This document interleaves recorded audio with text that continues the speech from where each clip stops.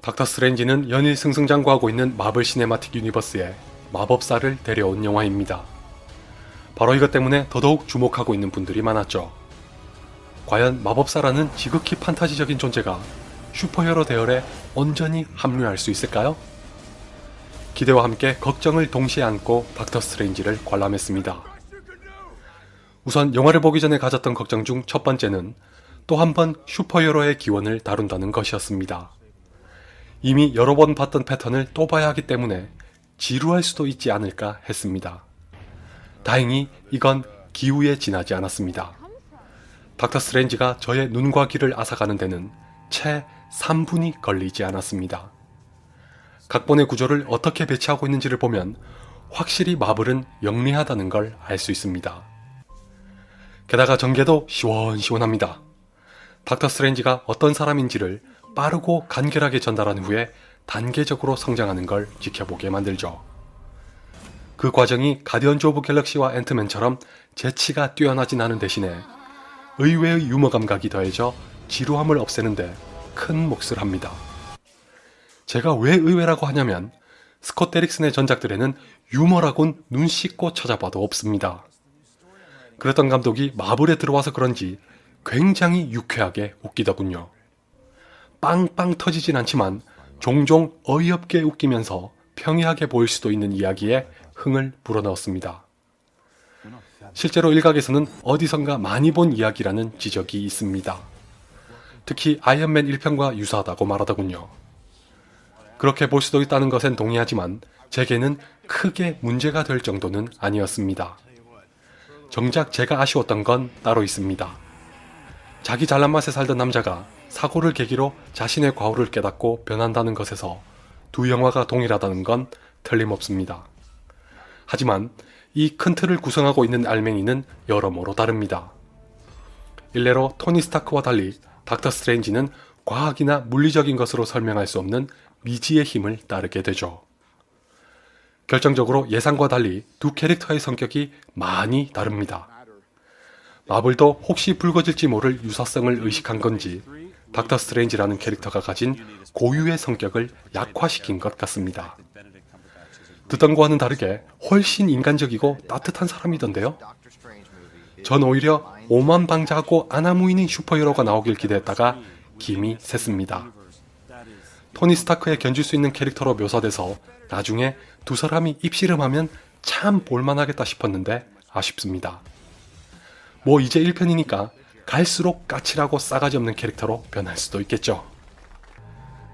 설사 저하고는 다르게 익숙한 이야기에 실망하시더라도 그걸 만회할 수 있는 요소는 얼마든지 있습니다. 정말 현란하기 그지없는 영상은 기존의 슈퍼히어로 영화에서는 전혀 볼 수 없었던 것입니다. 예고편이 말 그대로 예고하긴 했지만 본편은 그 이상을 보여줍니다. 시공간을 넘나들고 마음대로 조작한다는 개념을 영상으로 이 이상이 없을 만큼 완벽하게 구현합니다. 이렇게 생각해보세요. 앤트맨과 인셉션, 그리고 스페이스 오디세이의 특정 장면이 합쳐져서 동시에 펼쳐진다면 어떨까요? 닥터 스트레인지의 영상이 바로 그렇습니다. 더욱이 간만에 영화를 표현하는 하나의 도구로 3D를 제대로 활용하고 있습니다. 반대로 보자면 평소에 3D 영화가 불편하신 분들은 극한의 체험을 하시게 될 수도 있으니 주의하세요. 가장 궁금했던 건 마법이 어떻게 묘사될지였는데 예고편에서 봤던 그대로 마법이라는 걸 거의 의식하지 못했습니다. 기존의 판타지 영화에서 마법사들이 보여줬던 것과는 달리 닥터 스트레인지의 마법은 슈퍼히어로가 가진 또 하나의 능력으로 그려집니다. 단적으로 비교하자면 우리가 아는 영화 속 마법사들과 닥터 스트레인지 사이에는 작지만 큰 차이가 있습니다. 그게 무엇인지는 여러분이 직접 보시면서 찾아보세요. 전혀 어렵지 않은 문제니까 금방 답을 찾을 수 있습니다. 마법과 더불어 닥터 스트레인지가 마블 시네마틱 유니버스에 가지고 온 것은 또 있습니다. 바로 예고편에서 에인션트 원이 언급했던 멀티버스입니다. 우리가 살고 있는 세상 외의 다른 차원이 존재한다는 것을 닥터 스트레인지의 짧고도 강렬한 체험을 통해 전달합니다. 앞에서 말씀드린 현란한 영상이 관객까지 함께 그 속으로 끌어들이는 마력을 발휘하죠. 스포일러라서 말씀드릴 순 없지만 이 멀티버스의 존재는 영화의 후반부로 가면서 더더욱 큰 의미를 가집니다. 그런 의미에서 닥터 스트레인지의 가장 큰 성과는 역시 마블 시네마틱 유니버스의 세계관을 확장하고 다양화시켰다는 것입니다. 이 하나만큼은 또는 이 하나만으로도 성공적인 영화라는 건 부인하기 어려울 것 같습니다. 마블은 이제 맘만 먹으면 그 어떤 캐릭터와 세계관도 영화에 녹여낼 수 있다는 걸 제3 확인했습니다. 이미 가디언즈 오브 갤럭시를 통해 말하는 너구리와 살아 움직이는 나무에 열광하게 만든 걸로도 부족해 지극히 판타지적이며 만화적이라고 지부할 수 있을 닥터 스트레인지까지 전혀 거부감 없이 탄생시킨 걸 보면 알 수 있죠. 심지어 제가 예상했던 것보다 더 많은 걸 원작으로부터 이식시켰습니다. 다만 그 과정에서 발생하는 문제도 있습니다. 방금 말씀드렸다시피 닥터 스트레인지는 마블 시네마틱 유니버스의 세계관을 확장하는 데 중점을 뒀습니다. 마법만이 아니라 대다수의 관객에게 생소한 멀티버스의 개념까지 전달하려고 하죠. 이 때문에 여태까지 본 다른 영화와 비교해서 훨씬 많은 설명이 대사로 쏟아집니다. 아무래도 관객을 이해시켜야 하니 부득이한 절차였던 건데 대사의 양도 양이지만 추상적이거나 철학적인 사상을 내포하고 있습니다. 다시 말해서 가볍게 즐기러 가셨다가 영상에 취하시면 대체 무슨 말을 하는 건지 모르는 낭패를 볼 수도 있다는 거죠. 또 한 가지는 이건 마블 시네마틱 유니버스의 고질적인 문제로 자주 거론되는 건데 뭔지 아시죠?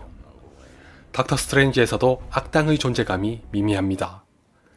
이 영화에 등장하는 캐실리우스에게는 그나마 제대로 된 명분은 주어졌습니다. 그걸 온전히 활용하지 못했다는 게 안타까울 뿐입니다. 사실 결말 자체는 인상적이었습니다. 닥터 스트레인지에 걸맞은 방식을 택하면서 현재까지 나온 슈퍼히어로 영화와 비교해서 색다른 결말을 보여주죠. 아이러니하지만 이게 캐실리우스를 희생시키는데 결정타를 날립니다. 매즈 미켈슨의 연기가 아니었다면 지금보다 더 희미한 악당에 그쳤을 수도 있습니다. 매즈 미켈슨을 비롯해서 모든 배우들의 연기는 환상적입니다. 틸다 스윈튼은 어딘지 미묘하면서도 신비한 에인션트 원을 훌륭하게 살렸고 베네딕트 컴버배치는 말할 것도 없습니다.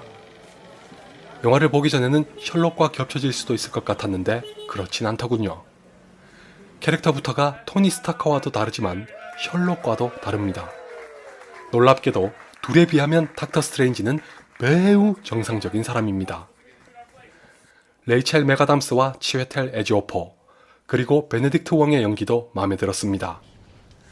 이들이 연기한 캐릭터들은 작지만 분명히 제 몫을 하고 있습니다. 유심히 보시면 각자의 역할이 있습니다. 속편을 기대하게 만드는 이유 중 하나도 그들에게 있죠. 무엇보다도 저는 스콧 데릭슨이 이런 영화를 완성했다는 것에 감명받았습니다.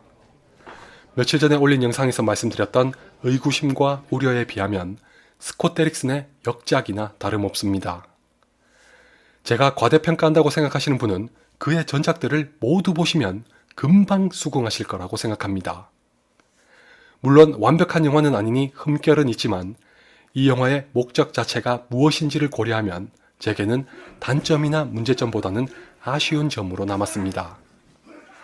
캡틴 아메리카가 그랬던 것처럼 속편에서는 더 뚜렷한 업적을 달성할 수 있을 거라고 기대합니다.